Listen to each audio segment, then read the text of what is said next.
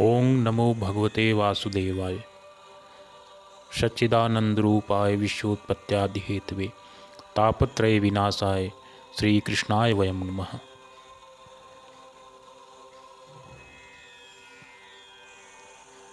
श्रीमद्भागवत महापुराण प्रथम स्कंद तृतीय अध्याय क्रमशः भगवान के अवतारों का वर्णन। श्री सूत जी कहते हैं, सृष्टि के आदि में भगवान ने लोकों के निर्माण की इच्छा की। इच्छा होते ही उन्होंने महत्त्व आदि से निष्पन्न पुरुष रूप ग्रहण किया। उसमें 10 इंद्रियां, 1 मन और 5 भूत, ये 16 कलाएं थीं। उन्होंने कारण जल में शयन करते हुए जब योग निद्रा का विस्तार किया, तब उनके नाभि सरोवर में से एक कमल प्रकट हुआ और उस कमल से प्रजापतियों के अधिपति ब्रह्मा जी उत्पन्न हुए। भगवान के उस विराट रूप के अंग प्रत्यंग में ही समस्त लोकों की कल्पना की गई है। वह भगवान का विशुद्ध सत्यमय श्रेष्ठ रूप है। योगी लोग दिव्य दृष्टि से भगवान के उस रूप का दर्शन करते हैं। भगवान का वह रूप हजारों पैर, जांघें, भुजाएं और मुखों के कारण अत्यंत विलक्षण है। उसमें सहस्त्रों सिर, हजारों कान, हजारों आँखें, हजारों नासिकाएं हैं। हजारों मुकुट, वस्त्र और कुंडल आदि आभूषणों से वह उल्लासित रहते हैं। भगवान का यही पुरुष रूप, जिसे नारायण कहते हैं, अनेक अवतारों का अक्षय कोश यही है। इसी से सारे अवतार प्रकट होते हैं। इस रूप के छोटे से छोटे अंश से देवता, पशु पक्षी और मनुष्य आदि योनियों की सृष्टि होती है। उन्हीं प्रभु ने पहले कौमार सर्ग में सनक, सनंदन, सनातन और सनत कुमार, इन 4 ब्राह्मणों के रूप में अवतार ग्रहण करके अत्यंत कठिन अखंड ब्रह्मचर्य का पालन किया। दूसरी बार इस संसार के कल्याण के लिए समस्त यज्ञों के स्वामी उन भगवान ने ही रसातल में गई हुई पृथ्वी को निकाल लाने के विचार से सूकर रूप ग्रहण किया। ऋषियों की सृष्टि में उन्होंने देवर्षि नारद के रूप में तीसरा अवतार ग्रहण किया और सात्वत तंत्र का उपदेश किया। उसमें कर्मों के द्वारा किस प्रकार कर्म बंधन से मुक्ति मिलती है, इसका वर्णन है। धर्म पत्नी मूर्त के गर्भ से उन्होंने नर नारायण के रूप में चौथा अवतार ग्रहण किया। इस अवतार में उन्होंने ऋषि बनकर मन और इंद्रियों का सर्वथा संयम करके बड़ी कठिन तपस्या की। 5वें अवतार में वे सिद्धों के स्वामी कपिल के रूप में प्रकट हुए और तत्वों का निर्णय करने वाले सांख्य शास्त्र का, जो समय के फेर से लुप्त हो गया था, आसुरी नामक ब्राह्मण को उपदेश किया। अनुसुईया के वर मांगने पर 6ठे अवतार में वे अत्रि की संतान दत्तात्रेय हुए। इस अवतार में उन्होंने अलर्क एवं प्रहलाद आदि को ब्रह्म ज्ञान का उपदेश किया। 7वीं बार रुचि प्रजापति की आकूति नामक पत्नी से यज्ञ के रूप में उन्होंने अवतार ग्रहण किया और अपने पुत्र याम आदि देवताओं के साथ स्वयंभू मनवंतर की रक्षा की। राजा नाभि की पत्नी मेरु देवी के गर्भ से ऋषभ देव के रूप में भगवान ने 8वां अवतार ग्रहण किया। इस रूप में उन्होंने परमहंसों का वह मार्ग, जो सभी आश्रमियों के लिए वंदनीय है, दिखाया। ऋषियों की प्रार्थना से 9वीं बार वे राजा पृथु के रूप में अवतीर्ण हुए।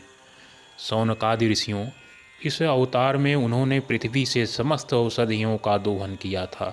इससे यह अवतार सबके लिए बड़ा ही कल्याणकारी हुआ। चाक्षुष मनवंतर के अंत में जब सारी त्रिलोकी समुद्र में डूब रही थी, तब उन्होंने मत्स्य के रूप में 10वां अवतार ग्रहण किया और पृथ्वी रूपी नौका पर बैठाकर अगले मनवंतर के अधिपति वैवस्वत मनु की रक्षा की। जिस समय देवता और दैत्य समुद्र मंथन कर रहे थे। उस समय 11वां अवतार धारण करके कच्छप रूप में भगवान ने मंदराचल को अपनी पीठ पर धारण किया। 12वीं बार धन्वंतर के रूप में अमृत लेकर समुद्र से प्रकट हुए और 13वीं बार मोहिनी रूप धारण करके दैत्यों को मोहित करते हुए देवताओं को अमृत पिलाया। 14वें अवतार में उन्होंने नरसिंह रूप धारण किया और अत्यंत बल 14वें अवतार में उन्होंने नरसिंह रूप धारण किया और अत्यंत बलवान दैत्यराज हिरण्यकश्यप की छाती अपने नखों से अनायास इस प्रकार फाड़ डाली जैसे चटाई बनाने वाला सीक को चीर डालता है। 15वीं बार वामन का रूप धारण करके भगवान दैत्यराज बलि के यज्ञ में गए। वे चाहते तो थे त्रिलोकी का राज्य, परंतु मांगी उन्होंने केवल 3 पग पृथ्वी। 16वें परशुराम अवतार में जब उन्होंने देखा कि राजा लोग ब्राह्मणों के द्रोही हो गए हैं, तब क्रोधित होकर उन्होंने पृथ्वी को 21 बार क्षत्रियों से शून्य कर दिया। इसके बाद 17वें अवतार में सत्यवती के गर्भ से पराशर जी के द्वारा वे व्यास के रूप में अवतीर्ण हुए। उस समय लोगों की समझ और धारण शक्ति कम देखकर आपने वेद रूप वृक्ष की कई शाखाएं बना दी। 18वीं बार देवताओं का कार्य संपन्न करने की इच्छा से उन्होंने राजा के रूप में रामावतार ग्रहण किया। सेतु बंधन, रावण वध आदि वीरतापूर्ण बहुत सी लीलाएं की। 19वें और 20वें अवतारों में उन्होंने यदुवंश में बलराम और श्री कृष्ण के नाम से प्रकट होकर पृथ्वी का भार उतारा। उनके बाद कलयुग आ जाने पर मगध देश में देवताओं के द्वेषी दैत्यों को मोहित करने के लिए अजन के पुत्र रूप में आपका वृद्धावतार हुआ। इसके भी बहुत पीछे जब कलयुग का अंत समीप होगा और राजा लोग प्रायः लुटेरे हो जाएंगे, तब जगत के रक्षक भगवान विष्णु यश नामक ब्राह्मण के घर कल के रूप में अवतीर्ण होंगे। शौनक आदि ऋषियों जैसे अगाध सरोवर से हजारों छोटे छोटे नाले निकलते हैं, वैसे ही सत्वनिधि भगवान श्रीहरि के असंख्य अवतार हुआ करते हैं। ऋषि मुनि, देवता, प्रजापति, मनुपुत्र और जितने भी महान शक्तिशाली हैं, वे सब के सब भगवान के ही अंश हैं। ये सब अवतार तो भगवान के अंशावतार अथवा कला अवतार हैं, परंतु भगवान श्री कृष्ण तो स्वयं भगवान अवतारी ही हैं। जब लोग दैत्यों के अत्याचार से व्याकुल हो उठते हैं, तब युग युग में अनेक रूप धारण करके भगवान उनकी रक्षा करते हैं। भगवान के दिव्य जन्मों की यह कथा अत्यंत ही गोपनीय है, रहस्यमयी है। जो मनुष्य एकाग्र चित्त मन से नियम पूर्वक सायंकाल और प्रातःकाल प्रेम से इसका पाठ करता है, वह सब दुखों से छूट जाता है। प्राकृत स्वरूप रहित चिन्मय भगवान का जो है स्थूल जगदाकार रूप है, यह उनकी माया के महत्वादि गुणों से भगवान में ही कल्पित है। जैसे बादल वायु के आश्रय रहते हैं और धूरसपान धूल में होता है, परंतु अल्प बुद्धि मनुष्य बादलों का आकाश में और धूसर पने का वायु में आरोप करते हैं, वैसे ही अविवेकी पुरुष सबके साक्षी आत्मा में स्थूल दृश्य रूप जगत का आरोप करते हैं। इस स्थूल रूप से परे भगवान का एक सूक्ष्म अव्यक्त रूप है, जो न तो स्थूल की तरह आकार आदि गुणों वाला है और न देखने सुनने में ही आ सकता है। वही सूक्ष्म शरीर है। आत्मा का आरोप या प्रवेश होने से यही जीव कहलाता है और इसी का बार बार जन्म होता है। उपर्युक्त सूक्ष्म और स्थूल शरीर अविद्या से ही आत्मा में आरोपित हैं। जिस अवस्था में आत्मस्वरूप के ज्ञान से यह आरोप दूर हो जाता है, उसी समय ब्रह्म का साक्षात्कार होता है। तत्वज्ञानी लोग जानते हैं कि जिस समय यह बुद्धि रूपा परमेश्वर की माया निवृत्त हो जाती है, उस समय जीव परमानंदमय हो जाता है और अपनी स्वरूप महिमा में प्रतिष्ठित होता है। वास्तव में जिनके जन्म नहीं है और कर्म भी नहीं है, उन हृदयेश्वर भगवान के अप्राकृत जन्म और कर्मों का तत्वज्ञानी लोग इसी प्रकार वर्णन करते हैं, क्योंकि उनके जन्म और कर्म वेदों के अत्यंत गोपनीय रहस्य हैं। भगवान की लीला अमोघ है। वे लीला से इस संसार का सृजन, पालन और संहार करते हैं, किंतु इसमें आसक्त नहीं होते। प्राणियों के अंतःकरण में छिपे रहकर ज्ञानेंद्रिय और मन के नियंता के रूप में उनके विषयों को ग्रहण भी करते हैं, परंतु उनसे अलग रहते हैं। वे परम स्वतंत्र हैं। यह विषय कभी उन्हें लिप्त नहीं कर सकते। जैसे अनजान मनुष्य जादूगर अथवा नट के संकल्प और वचनों से की हुई करामात को नहीं समझ पाता, वैसे ही अपने संकल्प और वेद वाणी के द्वारा भगवान के प्रकट किए हुए इन नाना नाम और रूपों को तथा उनकी लीलाओं को कुबुद्ध जीव बहुत सी तर्क युक्तियों के द्वारा ही नहीं पहचान सकता। चक्रपाणि भगवान की शक्ति और पराक्रम अनंत है, उनकी कोई था ही नहीं है। वे सारे जगत के निर्माता होने पर भी उससे सर्वथा परे हैं। उनके स्वरूप को अथवा उनकी लीला के रहस्य को वही जान सकते हैं जो नित्य निरंतर निष्कपट भाव से उनके चरण कमलों की दिव्य गंध का सेवन करते हैं। सेवा भाव से उनके चरणों का चिंतन करता रहता मनुष्य ही उनको जान सकता है। शौनकादि ऋषियों, आप लोग बड़े ही सौभाग्यशाली तथा धन्य हैं जो इस जीवन में और विघ्न बाधाओं से भरे इस संसार में समस्त लोकों के स्वामी भगवान श्री कृष्ण, वह सर्वात्मक आत्मभाव, वह अनिर्वचनीय अनन्य प्रेम करते हैं, जिससे फिर इस जन्म मरण रूप संसार के भयंकर चक्र में नहीं पड़ना होता। भगवान वेद व्यास ने यह वेदों के समान भगवत चरित्र से परिपूर्ण भागवत नामक पुराण की रचना की है। उन्होंने इस श्लाघनीय, कल्याणकारी और महान पुराणों को लोगों के परम कल्याण के लिए अपने आत्मज्ञान शिरोमणि पुत्र को ग्रहण कराया। इसमें सारे वेद और इतिहासों का सार संग्रह किया गया है। सुखदेव जी ने राजा परीक्षित को यह सुनाया था। उस समय वे परमर्षियों से घिरे हुए आमरण अनशन का व्रत लेकर गंगा तट पर बैठे हुए थे।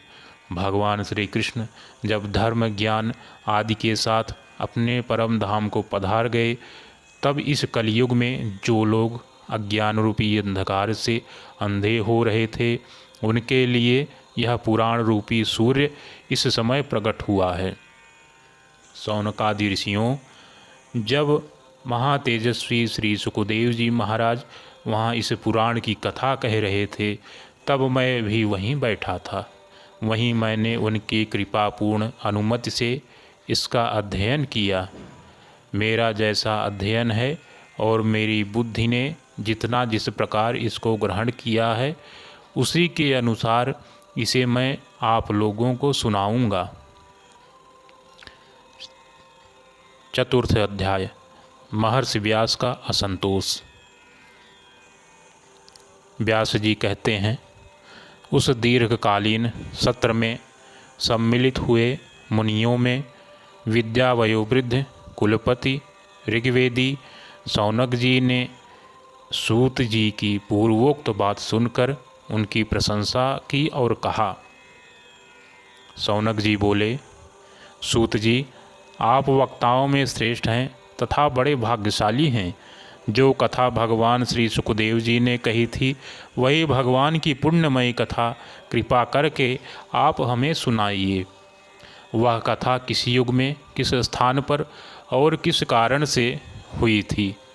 मुनिवर, श्री कृष्ण द्वैपायन ने किसकी प्रेरणा से इस परमहंसों की संहिता का निर्माण किया था?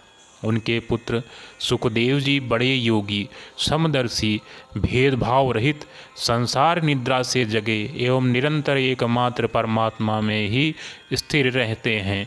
वे छिपे रहने के कारण मूढ़ से प्रतीत होते हैं। व्यास जी जब सन्यास के लिए वन की ओर जाते हुए अपने पुत्र का पीछा कर रहे थे, उस समय जल में स्नान करने वाली स्त्रियों ने नंगे सुखदेव जी को देखकर तो वस्त्र धारण ही नहीं किया, परंतु वस्त्र पहने हुए व्यास जी को देखकर लज्जा से कपड़े पहन लिए थे। इस आश्चर्य को देखकर जब व्यास जी ने उन स्त्रियों से इसका कारण पूछा, तब उन्होंने उत्तर दिया कि आपकी दृष्टि में तो अभी स्त्री पुरुष का भेद बना हुआ है, परंतु आपके पुत्र की शुद्ध दृष्टि में यह भेद नहीं है। कुरुजांगल देश में पहुंचकर हस्तिनापुर में वे पागल, गूंगे तथा जड़ के समान विचलित होंगे।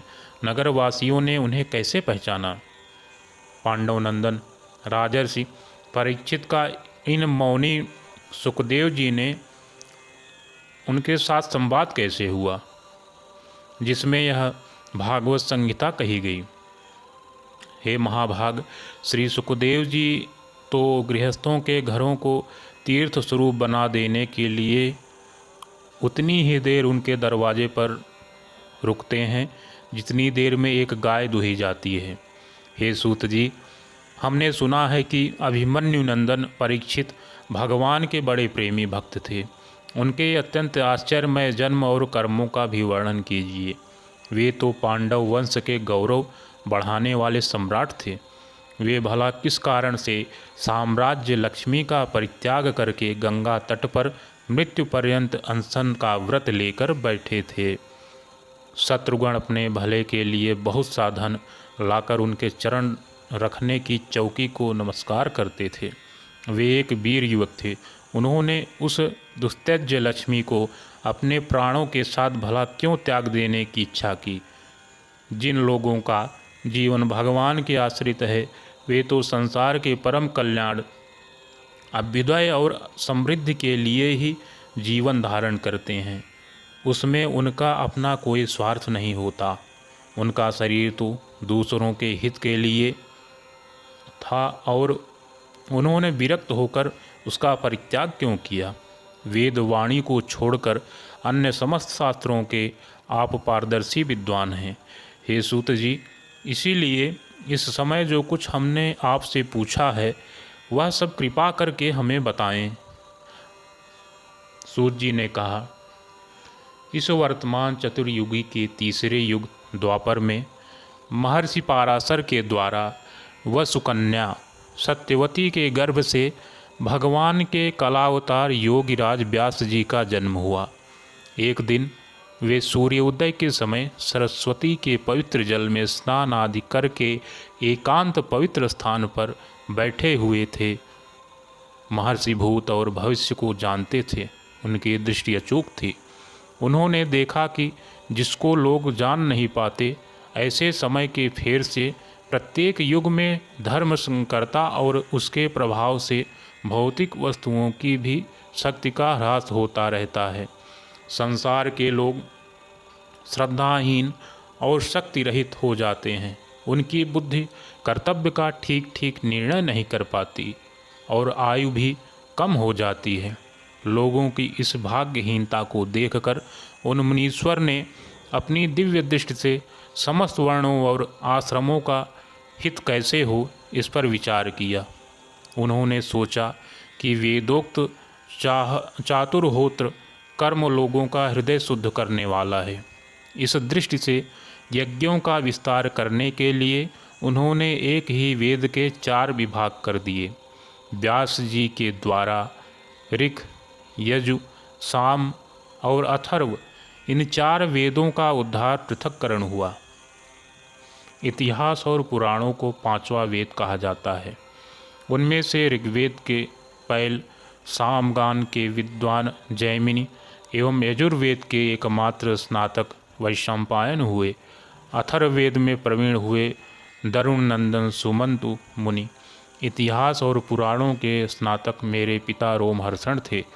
इन पूर्वोक्त ऋषियों ने अपनी अपनी शाखा को और भी अनेक भागों में विभक्त कर दिया।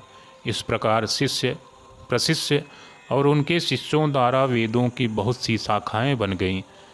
कम समझ वाले पुरुषों पर कृपा करके भगवान वेद व्यास ने इसलिए ऐसा विभाग कर दिया कि जिन लोगों को स्मरण शक्ति नहीं है या कम है वे भी वेदों को धारण कर सकें। स्त्री, शूद्र और पतित द्विजाति तीनों ही वेद श्रवण के अधिकारी नहीं हैं, इसलिए वे कल्याणकारी शास्त्रोक्त कर्मों के आचरण में भूल कर बैठते हैं। अब इसके द्वारा उनका भी कल्याण हो जाए, यह सोचकर महामुनि व्यास जी ने बड़ी कृपा करके महाभारत इतिहास की रचना की। एवं प्रवृत्य शौनकादि ऋषियों, यद्यपि व्यास जी इस प्रकार अपनी पूरी शक्ति से सदा सर्वदा प्राणियों के कल्याण में ही लगे रहते, तथापि उनके हृदय को संतोष नहीं हुआ। उनका मन कुछ खिन्न सा हो गया। सरस्वती नदी के पवित्र तट पर एकांत में बैठकर धर्मवेत्ता व्यास जी मन ही मन विचार करते हुए इस प्रकार कहने लगे। मैंने निष्कपट भाव से ब्रह्मचर्यादि व्रतों का पालन करते हुए वेद गुरुजन और अग्नियों का सम्मान किया है और उनकी आज्ञा का पालन किया है। महाभारत की रचना के बहाने मैंने वेद के अर्थों को खोल दिया है, जिससे स्त्री, शूद्र आदि भी अपने अपने धर्म कर्म का ज्ञान प्राप्त कर लेते हैं। यद्यपि मैं ब्रह्म तेज से संपन्न एवं समर्थ हूँ, तथापि मेरा हृदय कुछ अपूर्ण काम सा जान पड़ता है। अवश्य ही अब तक मैंने भगवान को प्राप्त कराने वाले धर्मों का प्रायः निरूपण नहीं किया है। वे ही धर्म परमहंसों को प्रिय हैं और वे ही भगवान को भी प्रिय हैं। हो न हो मेरी अपूर्णता का यही कारण है। श्री कृष्ण द्वैपायन व्यास इस प्रकार अपने को अपूर्ण सा मानकर जब खिन्न हो रहे थे, उसी समय पूर्वोक्त आश्रम पर देवर्षि नारद जी आ पहुँचे। उन्हें आया देखकर व्यास जी तुरंत खड़े हो गए। उन्होंने देवताओं के द्वारा सम्मानित देवर्षि नारद की विधि पूर्वक पूजा की। चतुर्थ अध्याय समाप्त। पंचम अध्याय क्रमशः भगवान के यश कीर्तन की महिमा और देवर्षि नारद जी का पूर्व चरित्र।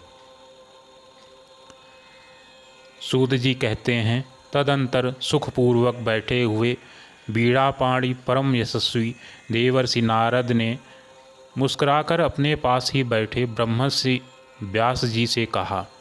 नारद जी ने प्रश्न किया, हे महाभाग व्यास जी, आपके शरीर एवं मन दोनों ही अपने कर्म एवं चिंतन से संतुष्ट हैं ना? अवश्य ही आपकी जिज्ञासा तो भली भांति पूर्ण हो गई है, क्योंकि आपने जो यह महाभारत की रचना की है वह बड़ी ही अद्भुत है। वह धर्म आदि सभी पुरुषार्थों से परिपूर्ण है। सनातन ब्रह्म तत्व को भी आपने खूब विचारा है और जान भी लिया है। फिर भी प्रभु, आप अकृतार्थ पुरुष के समान अपने विषय में शोक क्यों कर रहे हैं? व्यास जी ने कहा, आपने मेरे विषय में जो कुछ कहा है वह सब ठीक ही है।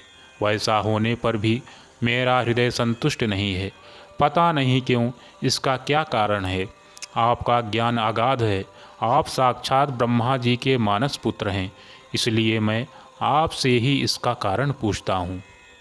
नारद जी, आप समस्त गोपनीय रहस्यों को जानते हैं, क्योंकि आपने उन पुराण पुरुष की उपासना की है जो प्रकृति पुरुष दोनों के स्वामी हैं और असंग रहते हुए भी अपने संकल्प मात्र से गुणों के द्वारा संसार की सृष्टि, स्थिति और प्रलय करते रहते हैं। आप सूर्य की भांति तीनों लोकों में भ्रमण करते रहते हैं और योग बल से प्राण वायु के समान सबके भीतर रहकर अंतःकरण के साक्षी भी हैं। योगानुष्ठान और नियमों के द्वारा परब्रह्म और शब्द ब्रह्म दोनों की पूर्ण प्राप्ति कर लेने पर भी मुझ में जो बड़ी कमी है, उसे आप कृपा करके बतलाइए।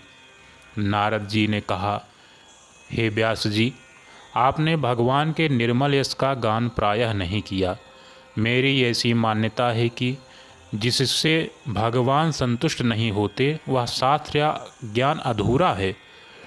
आपने धर्म आदि पुरुषों का जैसा निरूपण किया है, आपने धर्म आदि पुरुषार्थों का जैसा निरूपण किया है, भगवान श्री कृष्ण की महिमा का वैसा निरूपण नहीं किया।